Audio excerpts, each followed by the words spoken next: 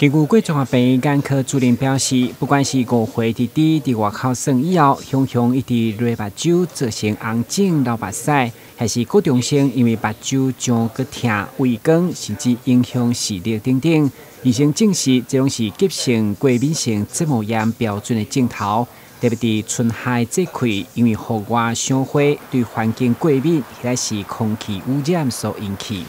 这个就是因为我们的眼白这地方结膜遇到那个外来的刺激，所产生这种过度敏感的反应。那为什么会在这个季节呢？会特别容易这么敏感？最主要这个季节呢，说花粉啊，或是空气污染啊，或者是一些天气的变化。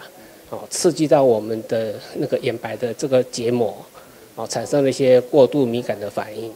这个过度敏感反应呢，就是我们身体的免疫的第一型这种抗体型的这种立即性的反应，所以说来得快，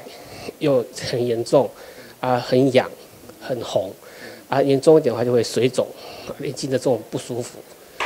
虽然3月开始，台南4月拢会当赏花，政府甚至推出赏花地图。不过，医生提醒，为了避免过敏性结膜炎，有过相关困扰的民众，不妨来病院进行40种过敏原检测，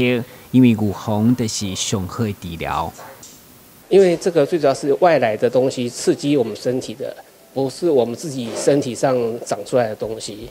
所以要避免这种过度敏感反应的发生。就要先避开那个过敏源，比如说家里面有宠物的毛啦，或是灰尘啊、被单啊，要洗干净啊。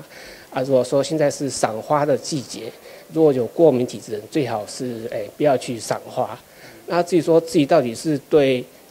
尘螨，还是对毛，还是对花粉哪一个过敏的话，可以做一些那个过敏源的检测。那这个过敏检测，我们医院也有提供一个40项的那个过敏检测，有兴趣的话，或是想知道的话，可以来我们医院，知道自己的过敏源对什么过敏，自己也比较容易避开。医生进一步表示，这款过敏性结膜炎超过半数拢是遗传体质，青春期较容易发作，大约5个就有1个。虽然到大汉都有抗敏性，不过建议家长千万唔通疏忽。今日新闻，军事何秋芳采访报道。